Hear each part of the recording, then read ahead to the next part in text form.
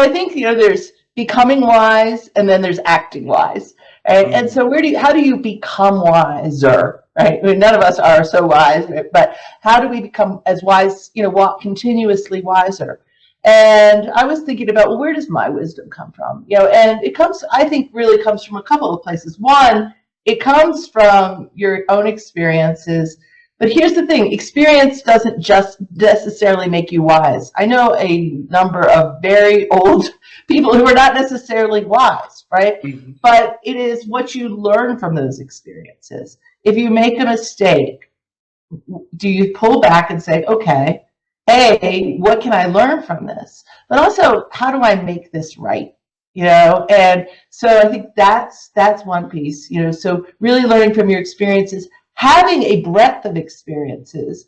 One of the reasons I believe I am a little bit more wiser than I used to be at work is because I didn't just stay in my lane in HR. Right, I went and led a sales team. I led a customer service organization. Right, I started my own company. I worked with companies around the world.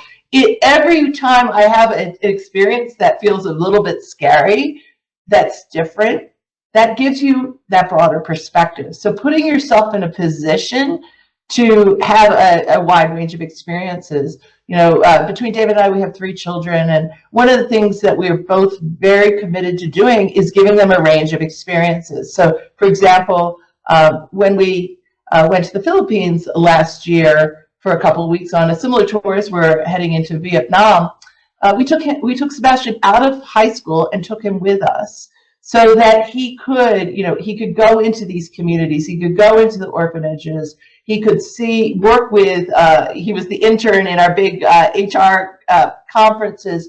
He could meet people who are different than him. And I could just see his eyes getting bigger and bigger and bigger. And, when he showed up at college for his freshman year, people were using the words like, you're wise for your years. Well, part of that is because he's had a breadth of experiences and he's had the opportunity to reflect on this. And that's a privilege. Not everybody can do that, of course. But every one of us has a choice of, do we do things that stretch us? Can we help us to be in conversation with people who are very different than us? So I think for learning from your mistakes, giving yourself exposure to a variety of experiences is really important. And then that's learning for yourself. And then there's the learning from others. And that is really digging into the research that other people have done, digging into the philosophical wisdom of people who spend a lot of time thinking about wisdom and what makes people wise, and pondering on that, reflecting on it, and then learning from others about how you're showing up in the world. So learning from others through 360-degree feedback, asking people for how did I show up in that meeting? What was the impact on you? Those kinds of tactical things can help you become a little bit more wiser.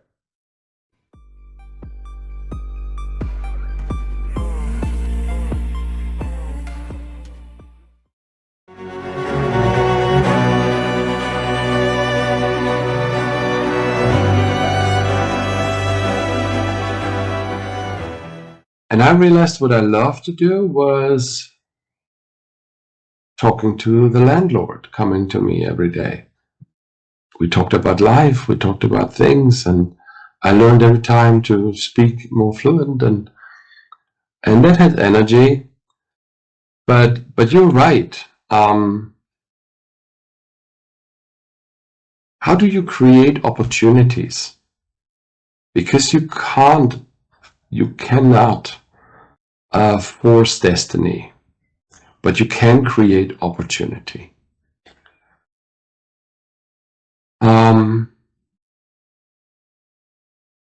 And literally, I think that's a big part of what you can take out of this situation, of this story. If you're in this type of, when you lose your job, when you move to a new town and you don't know what to do,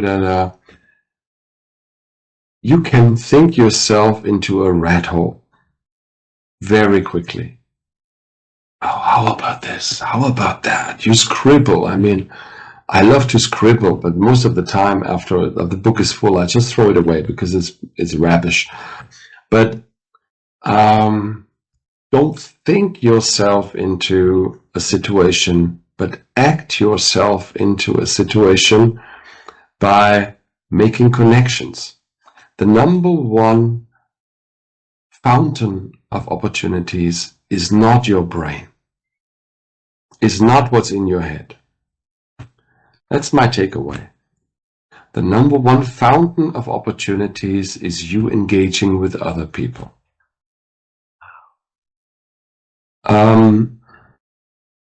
A thought in isolation is useless. A thought in a relationship is worth a gold, or could be worth a gold.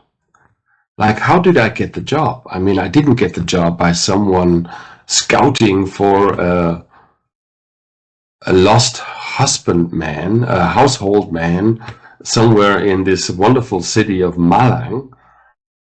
But it was me being out there, talking to people, connecting. It's the magic is in a relationship. The same. So it was also. I mean, Yes. Can you imagine that one day I was under a shower and saying, "Holger, I've got a fantastic idea. You should write a New York Times bestseller." Oh yeah, I love the idea. No, that's not how the universe works. That's not how the universe works. You serve, you have an idea, you put your head on the table, take a risk, do stupid things like sending a package with penguin masks to the world-renowned professor of leadership. That's how, in the end, I co-created a New York Times bestseller.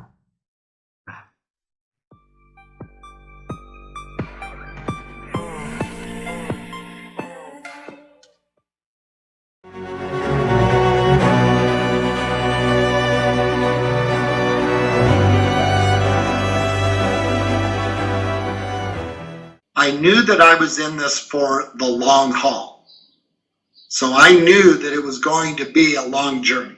So I sort of had my mind made up that, I'm just going to focus on a day at a time, a week at a time, month at a time, and not worry about 2, 3, 4, 5 years ahead.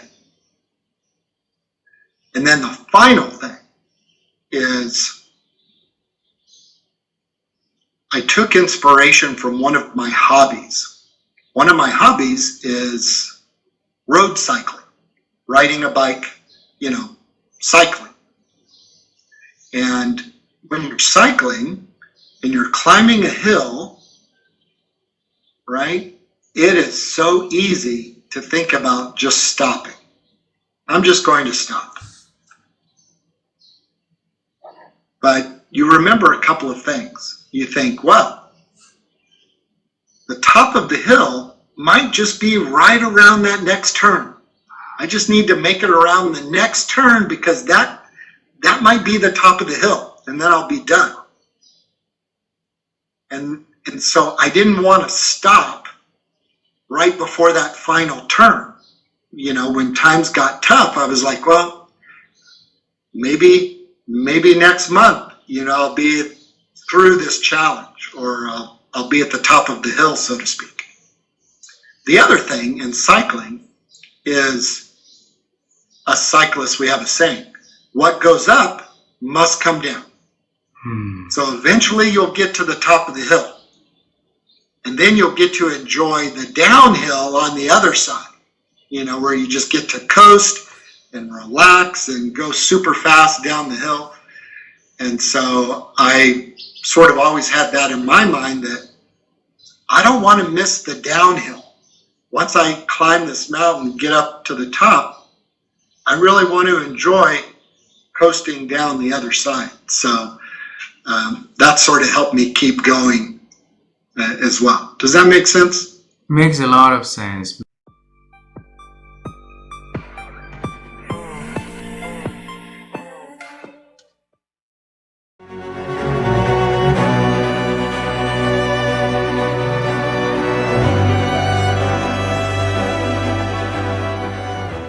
So the question is, how have you been growing your ability to think? By trying to think about things differently. By reminding myself that I'm shaped by my experience, so the way I think about things may not be the way other people think about things. The way I think I've shaped that is to expose myself to other parts of the world, other cultures, and try to imagine why people believe as they do, or how they're shaped by experiences that I haven't had. But I think when you hike partway across Kenya, or you're in a Muslim country, whether it's in Asia or in the Middle East, and you're stopping for prayer breaks that aren't part of your way of teaching, or you are listening to people in your class, 62 people from 31 different countries, they're all speaking English, but I know, and when we go into breaks or whatever, they're not speaking English, they're speaking the languages they're comfortable in.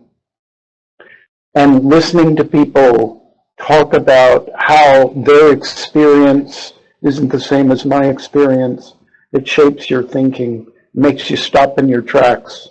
Now, when I'm human, so when I'm in a hurry, or when I'm stressed, or when I'm flustered, when I'm not at my best, certainly I revert to blinkered. I love the British notion of blinkered thinking, my way of thinking, my way of doing things. When I'm at my best, and I'm hoping this conversation has been somewhat, I'm at my best, I'm thinking about how the other, remember Martin Buber wrote a book called I Am Thou. I'm thinking about how the other might perceive, or how the other might be influenced, or how the other might have had an experience I haven't had. You yourself have experiences in a country that basically, except for flying through once, I know nothing about. And so you have a set of experiences that I can learn from, but I have no experience of it. So I can only expand my thinking. I have an opportunity by saying, so tell me about it. So what was it like when you grew up? What happened with your parents? What did they experience? All those kinds of things that I have no experience of.